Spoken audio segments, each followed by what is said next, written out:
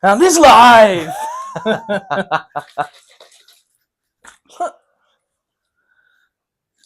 Every single one just starts with me sitting down. It does start with you sitting down. There we go. I didn't want to drink, you're alright. It's alright, mate. Chinese is en route. Hey, mate, Happy New Year. Happy New Year. Happy New Year. Yeah, Happy New Year to everyone. Did alright our last episode, didn't it? It absolutely did, yeah. On the old YouTube. People were digging it. Yeah. Not as viral as I was hoping. I know, yeah, I didn't think we said enough controversial shit to fucking get enough attention, but people were on it straight away, like on TikTok, weren't they, like commenting, like... Yeah. Like that guy was like, you're one syllable away from being called misogynists. Yeah, but then he like doubled down and Yeah. was like, no, I'm only joking. Yeah, he was like, sarcasm. No, but that's the beauty of it though, having our own opinion and shit like that. Yeah, true. So we're never going to please everyone. No one's going to go, oh, I agree with 100% of what you say. Yeah, and like we always say, like, we're not always saying what we're saying is right. No. Or whatever. Like, half of the time, we don't even know what we're going on about. We're just discussing stuff because it's A, topical, and B, an interesting topic. Yeah. And we like to discuss anything and everything, like, It's true. without, being scared. True. Don't speak about that. Oh, you can't say that. I know. That, you know what that reminds me of? I was listening to Jimmy Carr before on Modern Wisdom again. Yeah. And he said that they always ask him, is there a joke that you just shouldn't tell? Like, is the one joke about one topic you just shouldn't tell? And he goes, that's like saying that there's a disease out there that serious you shouldn't treat. Yeah. It's ridiculous, isn't it? Yeah, I seen something similar, and I can't remember what it was, but it said something like, if you can't tell a joke, like, what's the point? Basically? Yeah, what is the point? What is the meaning of life? It's a joke. It's not serious. It clues in the word, and it's a joke. Yeah, like, it's not meant to offend. Like, I've had this conversation with people before, like, when a joke is, like, very on the nose, and it's like, I wouldn't be one of them people to get offended and then go on Twitter. No, people X. That do get offended piss me off. People who get offended offends me. So it's hypocritical as fuck, but it's just like, imagine like walking through life just going, oh, that offends me, now I'm going to make a big scene about it. Yeah, because it's like, someone said to me once, he was like, would you not be really pissed off if someone made a joke about, I don't know, like a child dying or something like that, and your child had died? And I was like, well, for instance, if it was Ricky Gervais, yeah, I'd probably avoid watching his content because I know what he's like. Yeah. Or B, I know he's not made the joke directly at me. No, he's not looking at you down the lens going, so, I'm on about your dead baby. Yeah, so I'd probably like, if it upset me, I'd probably turn it off and not watch it. Yeah, I'd be like, that's a bit triggering that. That's upsetting. Yeah. Bye. I won't then go, I'll turn it off. Yeah, exactly. Rich dear Mr. Richard Gervais. But he might have made a joke about the Holocaust and it's just fucking overlooked. Yeah, exactly. Nope, he made a joke about my dead baby. I did message you this morning. I don't know if you've seen that bit or replied to it. But have you seen his new Netflix stand-up doc? No, but I want to watch it like you said. So fucking funny. He proper lives on the edge from here. Yeah, I loved it because he mentioned loads about the Golden Globes that he used to do. Oh, yeah. So funny. Like, he mentioned about, he was asked if he's ever like held a joke back, basically, and he was like, yeah, he went, I held it back once. He went, well, not because I was like scared or whatever. I can't remember why he said he didn't tell it, but do you mind if I tell it you now? Oh, no, go for it. It was, what's he called now, the dude that does Aquaman, who's in... Jason Momoa. He said he was like presenting an award, so we had to like welcome him out. He was like, and I was going to say, and our next presenter, Jason Momoa, I can't remember what he said. He said something like, he won't be scared of me taking the mick out of him, whatever, because he's got a cock like a baby's arm holding an apple.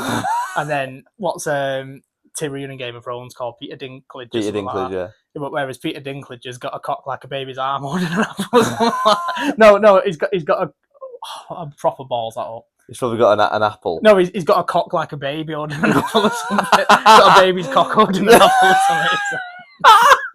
The baby's, oh god. So, something like that. I was fucking howling last night, and that was like the joke that he ended on, but so fucking funny. So anyway, yeah, don't get offended, people. Yeah, it's not worth your time. Just go, oh, I don't like that, and then move on with your life. Yeah, exactly. Like, if we're chatting shit about something that people don't like, then just don't listen.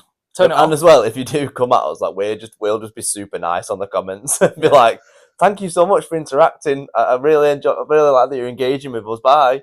Like it's not Yeah. going to happen. It's one of them as well. It depends on the day because I've come close sometimes to being like, should have given them. Fucking having it, yo. But then you'll swoop in there first. And I'll reply sleep in there nice. first. I'm like, "Hey, thank you for interacting." Me like, yeah, just deposit your tears here. Do you know what I mean? Cry more. And then you're like, thank you for interacting. This is the two sides of the same coin. No, but like you said, it's one of them. Like someone does like because we've had people comment in the past weird shit, Yeah. and we've had really nice comments and stuff. True. But, Yeah. Well, that's the old saying. If you don't have anything nice to say, don't say it at all. yeah. But then again, we might be saying unnice stuff as well. True. So I'm just a full-on hypocrite tonight. True. Trolls on internet and that. Like, do you know what I mean? Just Keyboards. Just on there to be dickheads. Like, I rarely comment on stuff unless it's banter. Do you know, like that I see online? And I think, like, that's funny. Yeah. I'll never comment on something to, like, mug someone off or put them down or... No. I think I've only ever done it once, and it was a parent telling parents with autistic children how to parent them. And I don't think they were a parent themselves. Oh, really? Yeah. And like, that makes lots of sense. That I was just like, you don't fucking get it, man. No. You're fucking having it. Crazy. But anyway, let's make a start. Today's episode is, I think it's going to be titled "The Real Reason People Lie," and I think a lot of it stems from and is molded from your childhood. Oh yeah, because you're wired from like the get-go to like fit in, like in school and stuff like that. It's like, oh, all the lads play football, I better play football. Or if people are sort of in class going like, oh, fucking shit comic books, and they go, oh, Jay, do you like comic books? Secretly, you were a fucking nerd and you love comic books because the pack has asked you. You've gone, oh no, fucking shit, mate. Then you're at home like, that's fucking Batman. Maybe that was me in that example. I feel like you're describing yourself. Yeah. No, I fucking hate him. I'm like, I love them. But a lot of it is self-preserving and the need to not draw attention to yourself so you get out the spotlight. And this like real reason why people lie is mostly like attuned to staying away from the spotlight. Subtle little lies that'll be like, I don't know, maybe when you're like 11 or whatever, like, have you kissed a girl yet? And you're like, yeah. Got like, pubes yet? If you got pubes yet? Like, yeah, all one of them. Yeah. Like, yeah. The classic, that one. Got pubes yet? Yeah, I've got a bush. Yeah, I've got an absolute George, mate. But then in PE, you're like, fuck, they're going to find out. And then, you know, rather than the proper obscure lies that are like, I was just so fucking the one on the floor. Like you know, this is absolute bullshit. Like, there's different kinds of lies as well, isn't there? Yeah. Like, because there's ones where, I don't know, your partner might be trying on an outfit or whatever for a night out, and they're 8 months pregnant, and you're like, no, great. Not even that. Like, I don't know. Like, you might think Sheldon, like, yeah, just like not feeling that. But you know, if you say it, it'll hurt the feelings. World War III, because a woman getting dressed on a night out, it's a big deal. Yeah. Why it's turned into the Trouble Boys Club women bashing already. No, but I mean, so you might tell a little white lie. I mean, a little white lie. Like, yeah, you look stunning. Do you know what I mean? Yeah, in the moment, if you're trying to deviate from getting into conflict or whatever, that's a lot of why people do lie. Yeah, it's just like, you know what, if I tell the truth here, conflict will arise. But even that is an ego thing to protect yourself from conflict. Yeah, mine is because I don't want to hurt people's feelings. Yeah, because like you might do a white lie sometimes in work or something like that, where someone's showing you something, be like, think of this, and you don't want to hurt the feelings, so you'd be like, yeah, that's sick. Yeah, but like in your head, you're thinking like, nah, it's shit. But I said that is again probably goes back to people pleasing. Don't want to upset people. I'm really bad at it. Yeah, in every aspect. But I'd say that's the only kind of lie I think I do. Like, do you know, like the people pleasing one? I don't want to hurt people's feelings, so I'll tell little white lies. Yeah, but I don't know, that they're not damaging ones, but at the same time, I should grow a pair and be like, nah. But like I said, in the right time and stuff. So I'd never tell someone if they ask me what I thought of their outfit, or what, I'd never be like, nah, because that's just rude. Do you know what I mean? You don't have to tell them that you I don't know, like it. but I suppose can you frame it in like a nicer way? Like for example, I seen a clip of this guy, and he was dating this girl, and he had to shave every other day because when she was like kissing him, she'd be like, "Oh, your beard scratching me, like it irritates me." Da, da, da, da. So he had to shave Imagine it. if he said that about her fanny. Gotta shave it every day. Shave it every day. I'm not I fucking want that fucking Barbie doll fanny. yeah, I want like a dolphin's beak. And he goes, and it was pissing me off that like He had to keep doing he it. had to keep doing it. But then he dated this other woman, and he was freshly shaven, and she was like, fucking love that. I find it so sexy when you freshly shave. He went, I shaved every fucking day then. Same outcome, but a different approach. She highlighted the negatives of the scratching, don't feel right, but she highlighted the fucking well sexy when you're freshly shaven. And bing, in a man's head, he's gone. He's like, I'll do it then every day. Shaved every hour on the hour just because he got that. He got told sort of like what probably he wanted to hear. So obviously, telling a man that he's sexy is fucking never going to not hit the spot. But it was the same thing that they both wanted. They just went about it on A and Z. Perspective, isn't it? Yeah. Like two sides of the coin. Two sides of the coin. You can either be like, I love that about you, or don't do that because it pisses me off. Yeah. And it's like, how do you want to approach it? I always say that like you can approach every situation in two ways. You can either, one thing I always do is you can either put yourself in their shoes, think about the situation from their side, and then approach it with like care and empathy, fragileness or whatever. Or you can just go at it like a fucking raging bull and be like, that's offended me, so I'm annoyed. Do you know what I mean? And it is that, I know we reference it a lot, but it's that chimp paradox. Chimp paradox. Yeah. That's again. So I do want to start off by speaking about the ego in general, because what I always try to find out is, do you know, like the scientists are trying to find out what happened the 1 second before the Big Bang. Yeah. Like what happened in space and time just before it went boom. So what happened just in that space and time before we started to be ego like driven?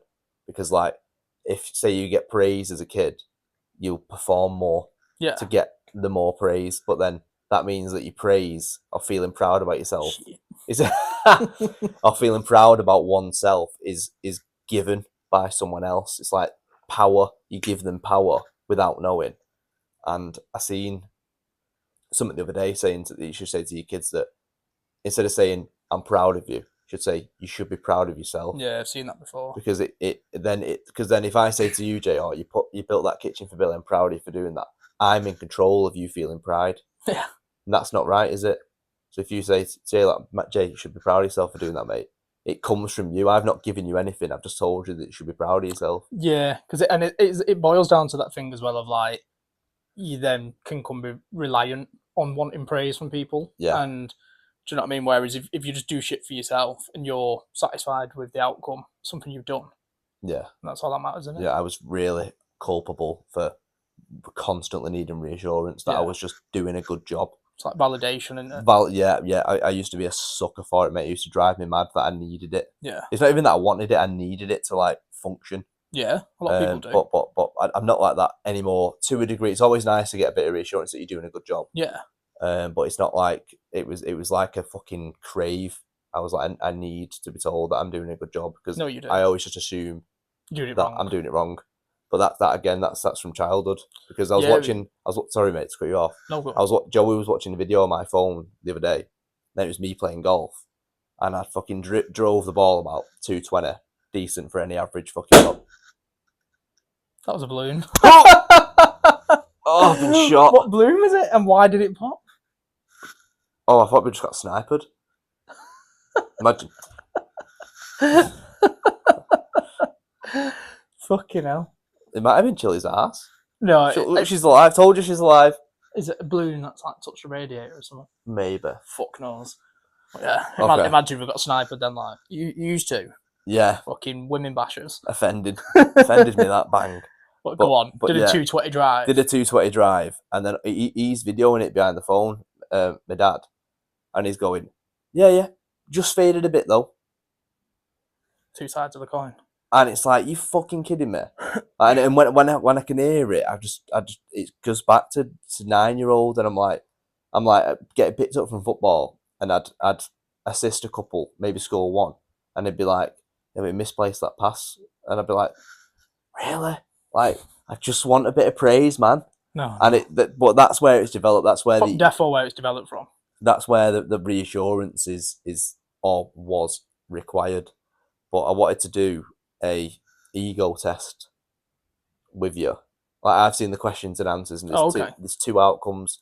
What you have to do though is say instantly what comes to your head, because what you can do as a smart individual, you'll think and then go, that's not the right response, and then you'll correct yourself. Yeah. And say the sort of one that maybe I might want to hear or your partner might want to hear. Okay. But I need you to tell me in instantaneous what comes so to you your don't head. want me to flip it? I don't want you to flip it. Okay. Like, when I say the sentence or whatever, just got to respond. You just blurt, because that's the only way we're going to be able to do it sort of like legit. Okay.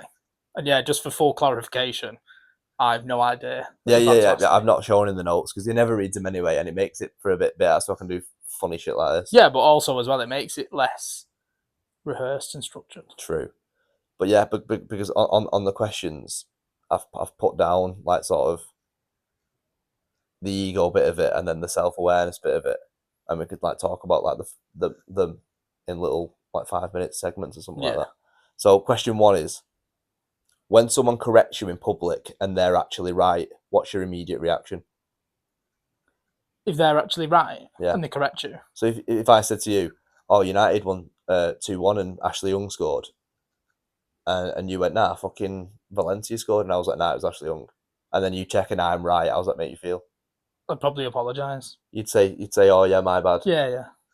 Okay. Well, in this, some people get offended though, wouldn't they? Whereas I'd be like, "Fuck it," I'd be like, "My bad, my mistake." So answer A for the ego-driven mind would be, I feel my chest tighten, I want to defend myself or explain what I said, or you're not trying to justify like, "Oh yeah, that was last year I was thinking of," you're not trying like get yourself out of it. I know loads of people like that. But the self-awareness one separates identity from mistakes, and being wrong is not a threat. No, of course. Like, for me, being wrong is not a threat. Like, no. I put myself at the lowest of the lowest, like with zero pride, and do you know what I mean? And it's like, if I'm wrong, I'll hold my hands up and be like, "Yeah, okay." Yeah, the fucking super bad memes comes to play where you're like, "Fuck me, right?" Yeah, I don't give a shit if I'm wrong and someone corrects me. Depends how they do it as well. If they're being a snarky prick, I'll probably be like, "Yeah, you know what? Fair enough." I'll be like, "But fucking chill out." Yeah, do you know what I mean? Don't be a dick. But if there was like, "No, Jay, like," do you know what I mean? It was Inform Young. Yeah. Let me go to the monitor. Okay. And they pulled the receipts up. I'll be like, "You know what? Fair dues." Right. Okay. No. Question 2. Your partner or friend says to you, "That hurts my feelings." What's your response?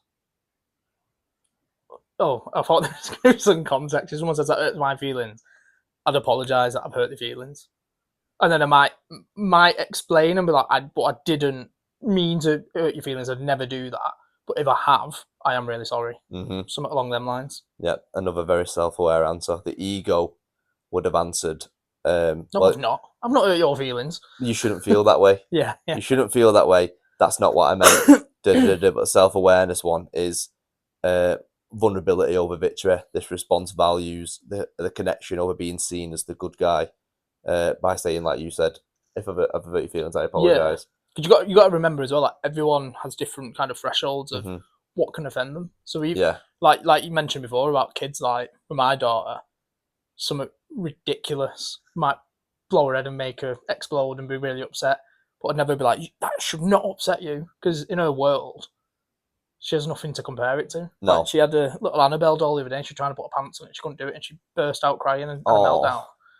And she was like, "Can't do it." So I'll just give her a cuddle, and I did it for her. And I was like, "There you go." I was like, "It's pretty hard to put pants on a dolly, isn't it?" Do you know, trying to like empathise with her and understand, get onto her level. Whereas if that was us as kids, mate, I'd get a fucking smack round the head and be like, "Shut up with a doll for anyway." Fucking throw a doll down the stairs. But yeah, when I read that, 3 years ago, Rye would have done, "Well, you shouldn't feel that way." Yeah, I would have, and reading it, I was like, "Fuck." That was me being very ego driven, Because Also having you barriers up as well. Do you know what I mean? oh yeah, I know, but like just reading it, I was like, I did that. I was like, well, you shouldn't feel that way because I've not tried to hurt your feelings or anything like that, but I just invalidated them. Yeah. But that was the ego taking That's over. a lot of us are like that though, and I've probably been like that at some points in life. But it's about maturing and growing as a person, and Yeah, this what we're doing now has been a massive part of that. And big like big the time. journey that we've both been through having kids just makes you into a person where you just don't really give a shit about anything, and all you Yeah, care about is your kids. And if someone wants to be a little Karen, then it's like, well done, yeah, good for bye. you. Yeah, there's more to life. Yeah, But yeah, but no, I would have answered A. You shouldn't feel that way.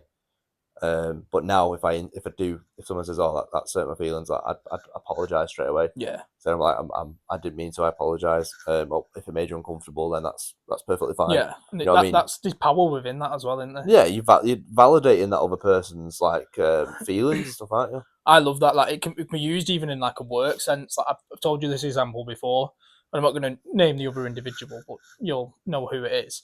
Like I was in a situation where I kind of cocked up a bit at work and got pulled on it. It was a bit embarrassing, but I said like I owned it, and I said fair play. I said my mistake. I said it won't happen again, and I'm really sorry.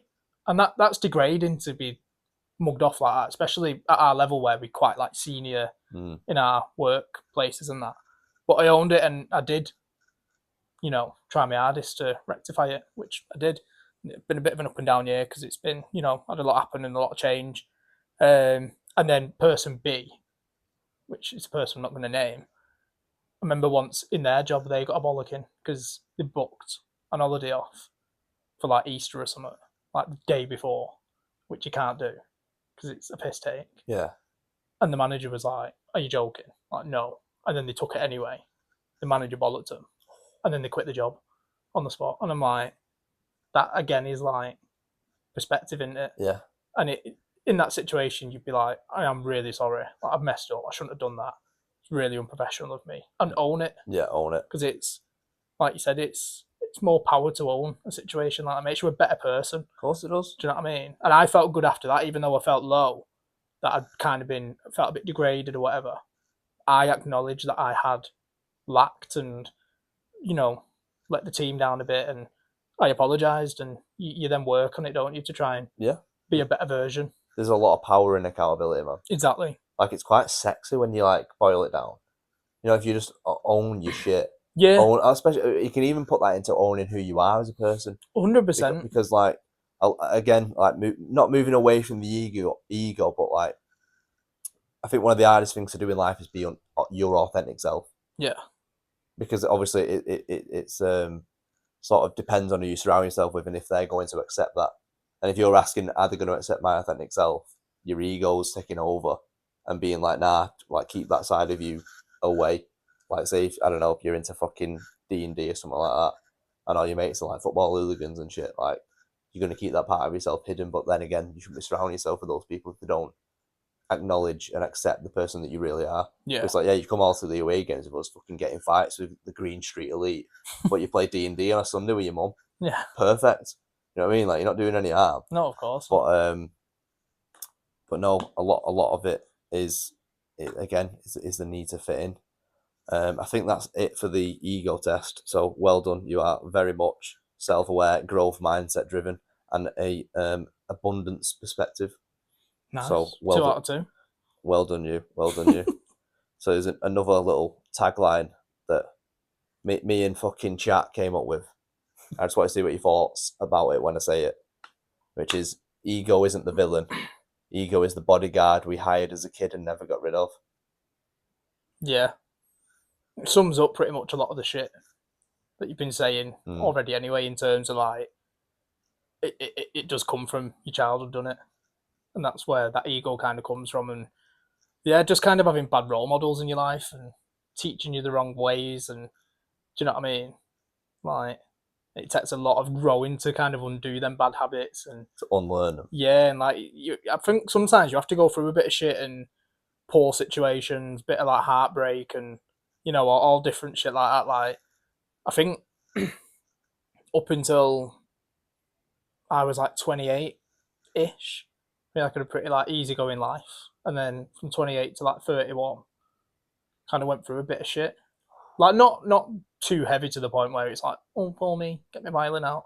Like just like kind of went through a few tests in life, and I always say it's about how you handle them and having that resilience and bouncing back, and do you know what I mean? It can define you, like how you rise from that fall. Mm-hmm. Classic Bieber quote. It can, but vice versa as well. It can define you how you plummet. But a lot of people, some people will be like, "Oh, poor me," and feel sorry for themselves, and then spiral.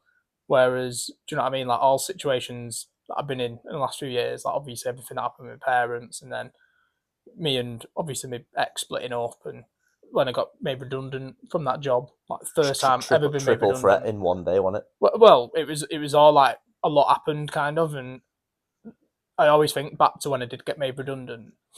I've never obviously been made redundant before, never been out of a job or anything like that, and I think I had like a new job within like a couple of days, and obviously that's a luxury that I have, that I'm quite good at my job. Yeah, skill set to do so. Do you know what I mean? And not obviously a lot of people have that luxury.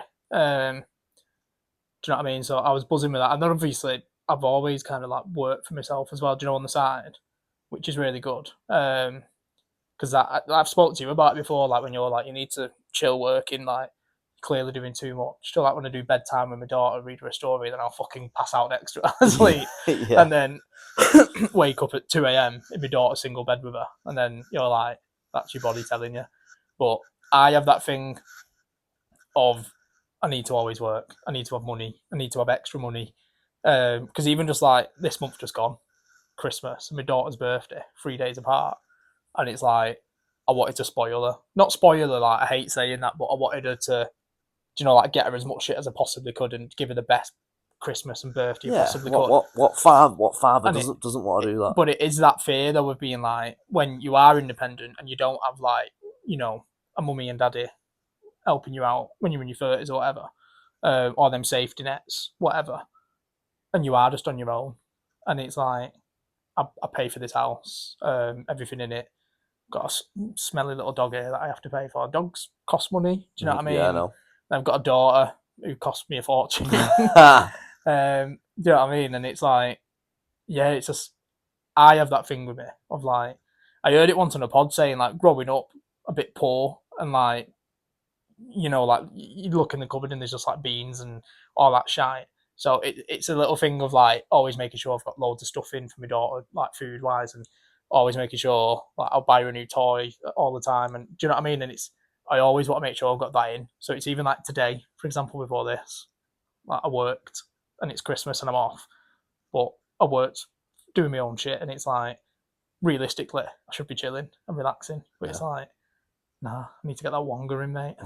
Addicted to the grind. But but I love it. Like I love being busy and always having shit to do. Like I'd hate nothing more than today, even though all I've wanted to do all day is watch a Stranger Things finale. It's like I feel like I have to earn it. I know that's mad. Earn your chills. It's fucked up in my head, but I would have loved nothing more than this morning. Woke up obviously with my daughter and that. Had cuddles and watched fucking Russian YouTube and that. Now we didn't watch Bluey, like, you know, getting her away from that shite. But dropped her off at her mum's and then smashed the gym, walked chilly, and then worked for like 3 hours a bit. Cooked a really nice scran as well. Yeah. And then obviously you've come round pod, and then after this, Stranger Things, baby. Got a Chinese en route as well. Oh, Chinese. Got to treat the boys, haven't we? New Year Day. Chinese scran. Yeah, it's my big finale. Then, I might not be casting anything. Don't say that. Nothing's happening to Steve, mate. Fucking hope not. Don't know. I've got a feeling it might. You know, hope not. Really hope not. That's really interesting.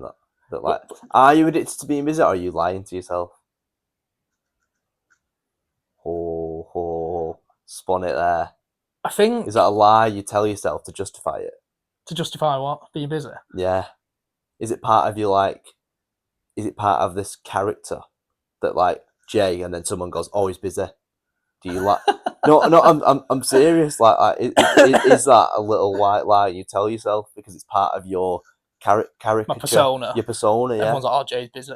Yeah. So I just ran away with it. I'm like, "No, I'm just busy." Yeah, just sat in the toilet smoking a cigar, having a shit. Busy? Busy. He's unemployed. Busy. No, I think it boils down more to what I said before about, especially having a daughter. I always want to make sure I'm bringing in as much money as possible. It's financial security. I think it is because I knew from a young age that my parents didn't have that much money, and it was fucking horrible. Like I couldn't ask them for a fiver to get a bus to town for 50p and get if a you fucking did, it was snack like, box. you know how fucking much Yeah, I and it's work. like, so I think it's always just been driven from that, and obviously it helps as well that yourself, my best mate, you're a very driven professional person, and then obviously like my brothers and my sister are as well. So it's nice being surrounded by other people like that. Yeah. Do you know what I mean? And I love that though. I love that I've got my job. I've got like my own side thing that I do. Got the pod with you, and then aside from that, like I feel like me and you like best dads in the world we could possibly be. Nothing's ever enough. Nothing's ever too much. Sorry. Yeah. And then yeah, it's like if I get any downtime, then yeah, I'd love to chill. Like the other night, I watched that film, that Sydney Sweeney one, where she gets a fucking juggernauts out. Yeah, The Housemaid. And it's like great film. But I've had my chill over Christmas now because it was like Christmas, my daughter's birthday, and then a lot in between, and I had my daughter like a lot over Christmas. It was like I think I had like 2 days or whatever free, and I think me and you chilled on one of the days, didn't we? And went to the pub with your dad for a bit. We did. And then yeah, came back and I watched that film. I love that though. I love chilling watching a film, but it's rare that I do it because it's either like I've got my daughter and I think like I'm not watching a film now, and then getting up early, do you know, all that, or risk getting woken up in the night or whatever. So it's like if I'm kid free, it's usually on a Friday or a Saturday night. You can enjoy your downtime. Yeah, but usually I do work or do a pod review on a Friday. But I just love doing shit. Yeah. Like, and if I'm not doing something, I'll find something to do. Like I'll be like, I've got loads of empty boxes in the garden. I need to flop back and go to the tip. Yeah, just a doer. I just invent stuff, but I like doing it though. Yeah. I couldn't think of anything worse than on a Saturday getting up and do you know like people that just like bed rotting or something. Do you know like people that wake up at like 12 or 1 Your day's and then gone, they're like, oh yeah, and then watch a film and then on PlayStation or something. I'm like, I had a tug. No, but I'm like, you can still talk. Like, come on. Oh, still right, okay. Tugging's okay. In between visitors, like you can still talk. But it's like, yeah, I like to get up early, have a mental list in my head of what I'm doing that day. So, like I said today, I really wanted to go gym. Really wanted to, well, not really wanted to. I needed to watch Chile. That's a must. And then yeah, like I wanted to cook as well. A nice scram. I already told you what I made, but I had that nice harissa lentil halloumi dish. Couldn't think of the word before. With spinach in, which was delightful. Like I do like trying to cook a lot more because I love cooking, but it's getting the time to do it. So that was nice, making a penglow scram. But yeah, like being busy. But yeah, I've got a question. Oh, go on. I have a question. So obviously the episode's based around chatting shit, lying, whatever. And I mentioned this to you the other day, which is a bit of a hot take. Go on. I'd like to get your thoughts on it. Okay.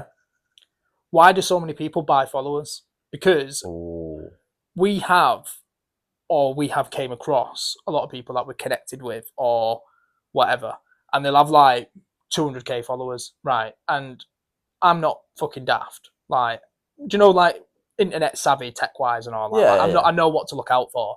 So like, you'll see 200k followers or whatever, and where we've done collab stuff in the past, you think like, oh fucking hell, got a lot of followers. Yeah, that'd be great right to collab on this. And straight away, you know a lot of people, it's bollocks. Because like you can go on their pictures and you look and they'll have like 4 likes on the picture, or like 200k followers. Or we'd do a collab post and you get like 0 engagement from their post. And obviously we've had tons of people message us in the past and gone like, how would you feel about boosting your engagement? Da, da, da, da, da. Oh, and then it's like clearly just bots that follow you or whatever. So I know that we had one person ask us once and he was trying to come across dead legit one and he was like, I'll do a sample and da da da da da, and you was like, should we do it? And I was like, well, if he wants to do it for free and it's a sample or whatever, like let him. And then I think like we got like 100 followers in like 2 seconds, and then he was like, yeah, so you probably should have seen some engagement there, lads. And then we straight away replied and was like, listen, we're not daft, we know it's fake. Like every single fucking person that followed us has got like no post. It's not engagement, it's unauthentic because it's not related to any of our content, our algorithm, blah blah blah. So, Ryan, why do people buy followers? I think it's insecurity and like validation because they want people to go onto their profile and go, oh, he or she's got a lot of followers. He must or she must be the fucking dog's bollocks, and then they'll it'll be something down to validating themselves and making them feel better, but knowing that they're not. As in, no one's better than anybody, but Yeah, they'll be there behind the scenes, knowing full well they've got about 1K followers, but they know that someone will go on there and go, oh, they've got a lot of followers, and then they might message him or whatever, and you're like, yeah. they've messaged me because they think I've got 200K followers, but I've not. Ha.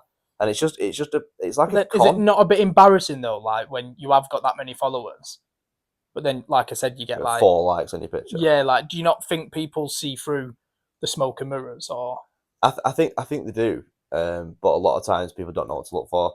They're yeah, just blindsided by the whatever 200K, 300K, whatever. Then they don't do the sort of the additional scroll. yeah, It's like, oh, I can piggyback on this shit, and it's all about self. yeah? It's a weird one, isn't it? Because I always think, just some people do it as well to boost their social media ego or whatever. Yeah. To then try and think they can open doors to different opportunities. Yeah. Be like, I've got X amount of followers. I could probably do a collab with, I don't know, Boohoo Man or something like that. Mm-hmm. Versus us, who has like 1.5k followers, but they're all legit. All actual people. Yeah, like they're all real. Like we've never once done any fake shit. Do you know what I mean? And I love that though, because like we do have our own little ecosystem of people that we know, and we've met so many people through it. But yeah, it just got me thinking, like, why do people do it? Because we've seen a lot of people. I've seen people that are on like 100 and whatever K followers for like 2 years, and they're still on the same. And I think if you had that many followers, it would carry on going up. Do you know what I mean? It would carry on going up. It wouldn't just be there for 2 years. And it's like, why? Why are you doing it? Yeah, I think you hit the nail on the head. I think it's if I message a particular brand, that'll look at my followers and hopefully not do the additional scroll, they will, and they'll go. They will. They just will, because they're not stupid. Like if you reach out to, like, I don't know, let's say fucking Dior or something like that. Like, can you send me a fucking sample box? I've got this many followers. They'll probably get they've got a lot of followers, and then do the scroll and go. They're obviously going to do research, innit? Yeah, they're not the fucking Dior. Like they're not going to go, oh yeah, you can have some fucking fragrances. Got 200 followers.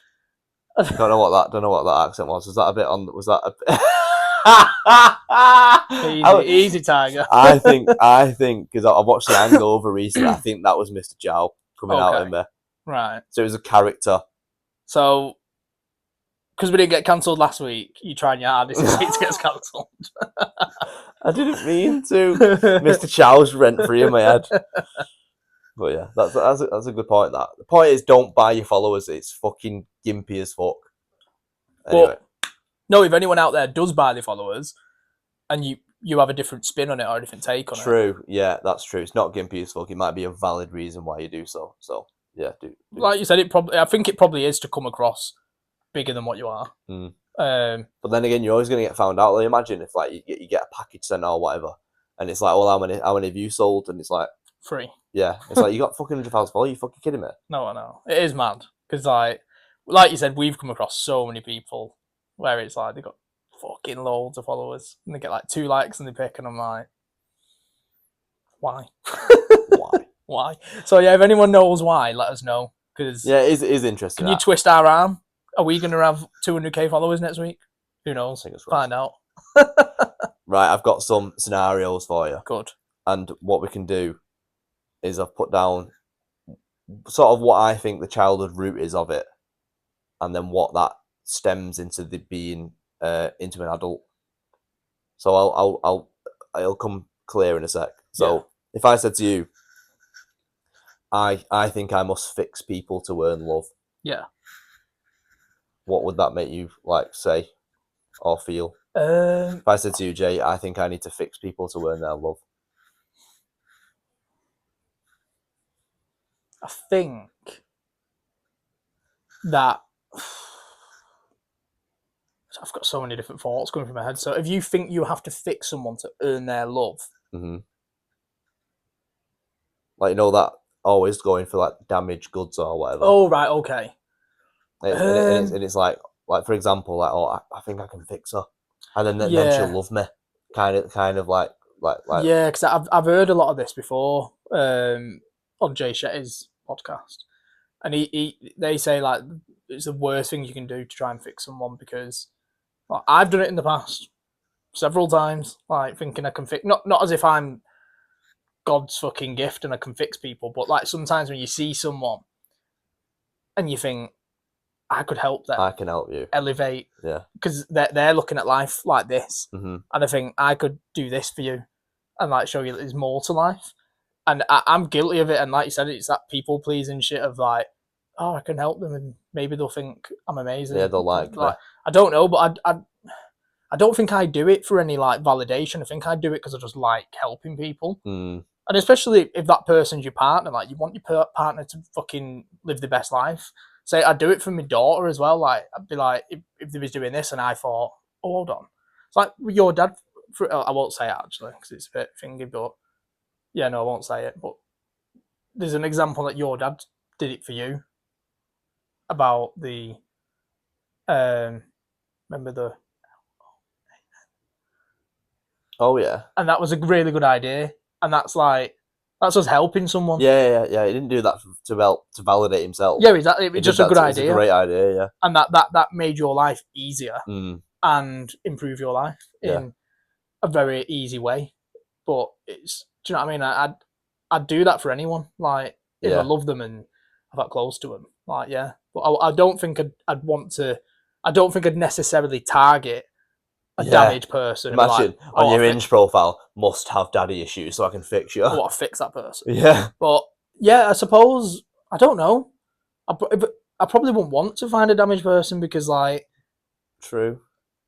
I don't know. Like, I think you should be responsible for wanting to fix yourself, kind of like. Oh, that's a good point. Yeah, like, because I wouldn't ever get with someone and be like, I hope you can fix me. This could be our fucking. It's fucking Chinese. Could be. Did hear a car. Wait for the car door. So yeah, I think you shouldn't.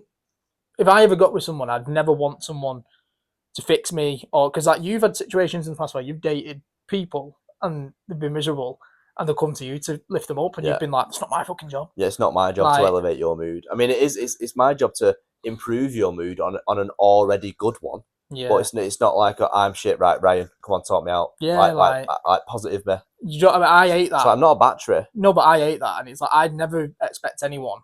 We spoke about this last week. Like if I was in a mood or whatever, I'd never position myself around someone and be like, "Help me, sort me out." Well, I'd just be moody around them. I'd just be like, I'm feeling pretty low, so I'm gonna, distance myself, or either that, or I'm just letting you know before you come round. I might not be as chatty. But I do want to see you, kind of thing, and it's like all right, no, I'll still come round. I'll make you feel better. I fucking hate that. Like when you're feeling a bit type of way or whatever. Like you said, communication is key in it. Like if you just say to someone, it's everything. Like, yeah, I'm feeling X because of X. Like either allow it, or if you're not up for looking at my fucking head, like in this mood or whatever, like I'll fuck off or something like that. Yeah. And like we said last week, and then getting comments thrown at you like going, "It's not your face." You don't smart. But it's an interesting one, that, isn't it? But apparently the childhood root of it is becoming the emotional caretaker of your own parents. Okay. Like what you said. Oh, okay. Do you know what you did the other week when you get up in the morning and you'd fucking clean up the cans? That's you becoming the caretaker of your own parents.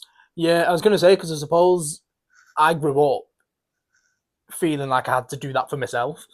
So maybe I try to do it to other people as well, to be like, hey, look, if your life's quite bad, I have the tools to maybe make it better. But you did that in order to feel safe, to get you away from the spotlight. Yeah. That's your ego protecting you, innit? Yeah. It's mental, but the adult ego behaviour that leads into is being attracted to broken partners, over-functioning, hyper-vigilant, burnout. Yeah, and why it sticks is because your ego thinks, if I'm needed, they won't abandon me. Yeah, yeah. And it's honestly, I fell into that. If they need me, I won't be. Won't be Yeah, like abandoned. you do, and you And think it's fucking I'm such an important cog in this system. There's no way yeah. I You could can't get rid get of me. yeah. You can't Like, do get you rid know of what it. I Yeah, mean? And it's terrifying. It's genuinely yeah, terrifying. no, it's I'm at that stage as well. Like I said to you, said to a few people now. Like, I'm petrified of giving myself to someone again, like ever. Like, the thought of me thinking I can open up to someone now, it's like, nah. And I've never been like that. I've always just kind of been like a free spirit and, like, you know, getting my dick out and doing whatever. Whee! Whereas now I'm the opposite. I'm like so closed off, and I'm like, nah, nah. I will never find love again. All I need is my child. That is protection. That's you probably not lying to yourself about being scared, but lying to yourself about like I'll never find love, because you will. Yeah, I But it's just not will. yet. I will, but it's like you said, it's about not looking for it, which obviously I'm not. But it's like right now I couldn't think of anything worse than doing it all again. What does Shetty say? Falling in love with someone gives them the ability to hurt you, Yeah, and that's terrifying. yeah, That's all you're doing, isn't it? Saying I'm into you now, and I'm giving you the ability to hurt me. yeah, And like people like I don't know need to get on board with that and know what that fucking means. yeah. It's just crazy though, because like just don't feel it at all. Like, you know, like with anyone. Like, I feel like Sydney Sweeney could walk in the room and I'd just be like, nah. I'll have a go on them fucking. Go on then. I'll have a go on them milk bags, but like, anything more than that, it's like, nah, I'm not doing it. Like, I just love what I've got now. Your piece. Like, the piece, yeah. I've got like my brothers and my sister, you and Billy, and then obviously like little byproducts from that, Chill like stuff. the kids and whatever. And it's like I just don't need anything more than that. Do you know Very what I mean? fulfilled with what you have. I'm just very content, and it's like I know though as well, no one in this circle can hurt me. No one. Not no one can hurt Will me. I mean, want no to. one will hurt me. Yeah, I know that. Whereas in the past, I've always been a bit like, I think you could You fuck me over. turn my world upside. I don't trust you. Do you remember Robin said that? Robin said that to me as well when I did the root cause. Yeah, she said you don't trust women.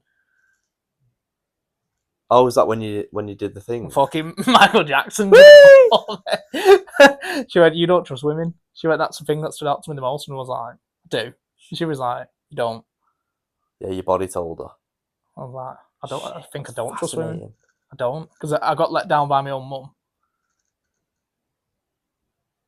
Yeah. And then I've never known what love looks like. I've never had a good example of love. Oh.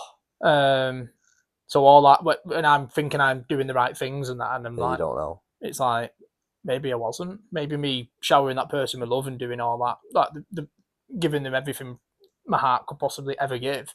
Maybe it's like Maybe it's wrong. Maybe it's wrong. Yeah. Maybe it is like you need to take a step back. Maybe you need to play the games and not be so fucking open and transparent and shit. But yeah, it's like I know what love is because I know that I fucking give it as pure as possible.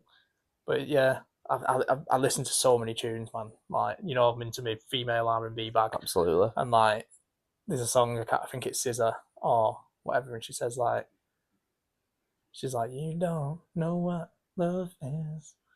You don't put up a fight. And it's just like every time it's like, because it's like if you know what love is, you fight. Yeah. And it's Keanu Reeves. You've seen Keanu Reeves say it on that Drew Barrymore show. What does he say? And she says, "Are you a lover or a fighter?" And he goes, I think she says, "I'm a lover." And he goes, "Well, now you're a fighter, because if you don't fight for your love, what kind of love have you got?" Exactly. And she just falls off a chair like, "Oh my fucking god, that's unreal." She's sick, Drew Barrymore. You know, that's so true. That like the sort of like failed mother aspects, because that a child via their mother, that is the purest form of love. Yeah. That you will ever experience. Your mother giving it onto you. That's how you know what safety feels like, how to be vulnerable looks like, what love essentially feels like, because then you're going to know how to give it. Yeah. Because I don't think we experience what that true, because obviously dad's love's different to mum's. Their love is like discipline, respect, and earn your keep and stuff like that. That's how dads show love, whereas mums are unconditional and they will love you no matter what, and they'll never abandon you. Yeah. You know what I mean? And that's why you're so safe with them and you so can be yourself, because they're never going to let you go. And you can't do that with a woman that isn't your mother. Cardo. Such a good point as well. Damn you, delivery man.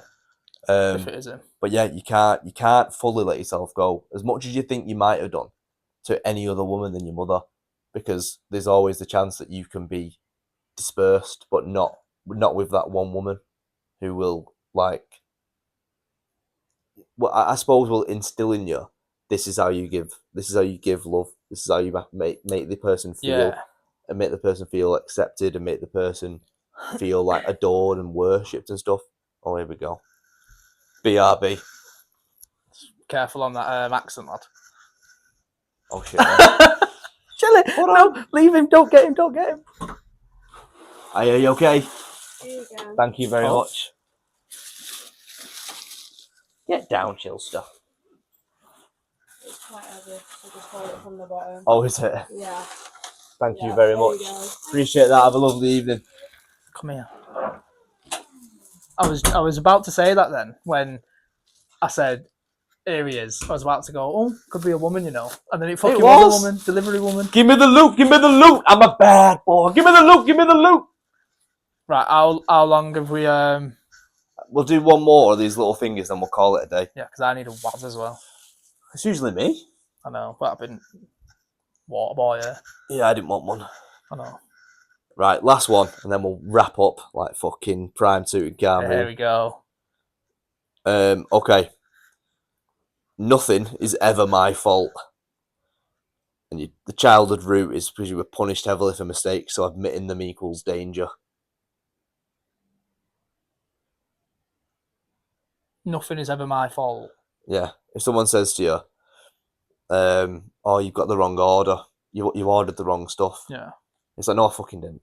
No, not my fault. Sure, Dad. That. And it actually is your fault because you've gone salt and pepper tofu instead of salt and pepper chicken or something like that. And you know it's your fault, but you'll be like, nah, nope. Yeah. This feels a little bit like one of the other questions in terms of like the accountability stuff. But yeah, it's very much just like if you've made the fuck up and own it. Yeah, true. It's a bit similar. But yeah, apparently that stems from being punished heavily as a child for mistakes. It made me think about something. So you close off and don't admit it. Close off and don't admit it because that means you're in danger. So what I tried to do once when I think I was about 8 or something like that. My dad wanted me to open the boot so he could put his golf clubs in it. I couldn't find the button.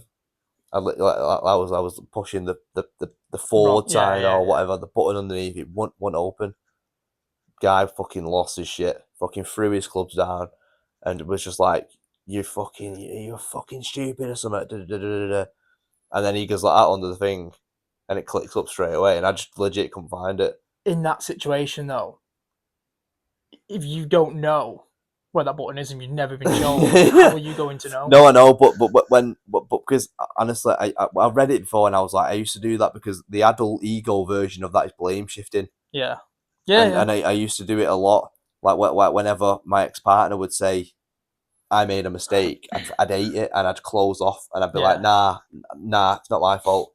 Because I fucking hated it because every fucking thing was my fault. Yeah, growing up. And it's like, and it still is now. And all I'm doing is trying to do the right thing, but I put a fucking wash on a 60 and not a 30 and they shrunk. Like, oh, I hate that. I used to get bollocks a lot for that. They'd be like, just doing the fucking washing. Do you know what I mean? You're lucky, mate. It was in the 70s now. I'd be in there watching footy. Do you know what I mean? But no, it didn't hit a nerve, but it resonated a lot. And then like the reason why it sticks is because your ego tries to avoid punishment or shame. Yeah, the shame of that feeling. Like when you I don't know, you get atted for a mistake as an adult, like your head goes right back to the berating of you being a fucking idiot and stuff like that. Defo. And that's like what I said before about that situation in work when I kind of got like atted.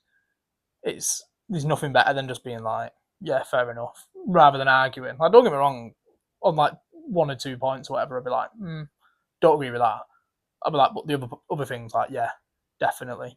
And it's like, it's just about, I don't know, it's also like having balls as well, like speaking up. And if you have done something, like, own it. Like, and like you said, like, yeah, there's that whole blame passing and shit from your childhood and stuff. because I was very similar, like you said about the pressing the car boot to open. When I was younger, my dad always used to ask me to go to the shed and get him a specific tool. Oh, and you get the wrong one. But straight away, though, we go get us a chisel out the shed. And like 8-year-old me is like, I don't know what a chisel is. Comes back with a fucking dildo. Is it this one? But it's like, is that a test? You're doing it on purpose? Asking me to go and get your chisel? Is that because he knows that you're going to get the wrong one? He can fucking unleash some anger at Yeah, you? but it's like, soon as he'd say it, but I'd always be too embarrassed to go. I don't know what it chisel is. I don't know. Yeah. So I straight away, with that mentality, I'd be like, I'm just going to go in. And try. And maybe come out with 5 things and go, is it one of these? Yeah. You It do the said lottery over saying, I don't know. But or you go and get us a Phillips screwdriver. And then in his shed as well, he had like 1 million fucking screwdrivers. So I'd come out again with like a couple of different ones, and he'd be like, that's a fucking flathead. And I'd be like, I don't know. Like, why are you going on like I should know? No, but I'm 8. Like, why would I know tools? I know. Do you know what I mean? Like, I remember like Beth's dad said something once to me ages ago about changing a tyre. He's like, do you not know how to change a tyre? And I'd be like, why would I know how to change a tyre? I've never been shown. No, but I've not been shown as well. It's like you was a mechanic, and you also grew up in the era of men that would change tyres but did fuck all parenting with the kids. Like, whereas now, if I need a tyre, I can just bell someone like you and get you to do it. But it's like, or in emergency, AA. Like, do you know what I mean? Like, why would I just know how to change a tyre in my car? Yeah, off the dome. No, but it's like, one, I would never just try to do it because I wouldn't want to break it further. No, but I wouldn't want to then drive my car with my daughter in it and fucking skirt off the road or something. I'm going to get a professional to do it. Same way as I'm a fucking designer. I wouldn't go like, you don't know how to fucking make a fucking logo. You don't know what fucking Figma is. Like, I wouldn't do that because that's my profession. Slaves to that to me. No, but it's like, do you know what I mean? It's like, so much has just changed. But yeah, like you said about that shame shit, like my dad used to do it all the time. It's horrible, isn't it? Go and get us blah blah from the shed. And I'd be like, nah. No. But as well, I've told you this before, like, he used to get my older brother to like help him build stuff all the time. And I used to always try and get involved and be like, can I help? And he'd be like, go and help your mum mop the floor. Thanks. And it just made me be like, he always tried to make me be feminine kind. I don't know. Like, do you know, it wouldn't let me get involved in manly shit. Like they just thought you weren't capable or something. I think he didn't fucking like me or something. Didn't like me. You know, in my honesty, made my older brother stay off school for 2 weeks, sick, to help my dad make a pond in the garden. Fuck me. I know. Top parenting. You're like there doing your fucking maths homework. I'm like praying, like, can I stay off, please, and build this pond? And he's like, nah, you go to school. You're good at maths. You're good at Just wild. Just like your mother, good at maths. Wild. Right, well, that's my last little segment there. Nice. I love that at the minute these episodes are like, this is the ep, and then we just speak about anything. Yeah. And then we have like 2 points to do with it. That's good though. I've loved it. I think it was like there's a lot of avenues explored, a lot of like I don't know, stuff that isn't rehearsed or isn't 100%. Like. And I love like when we always get to the end of the app, we're always like, don't know what we spoke about. Yeah, innit? All I remember is I've said ego about 8 fucking million times, but it's a fascinating topic. I do want to do some more about the ego because it's fascinating to where it starts and also like where it ends. Yeah, like you said, why people feel the need to lie about stuff to protect their ego or like to come across a certain type of way. Like, do you know what I mean? There's a book called The Courage to Be Disliked. That's really good. Yeah. Really good book. Yeah, this has been Trouble Boys Club. I've been Jay. It's been Ryan. Peace. Thank you for tuning in. We're going to go and eat Chinese and watch Stranger Things. Woo, Steve! And then suck each other off. Wait, what? 6, 7. No, 2.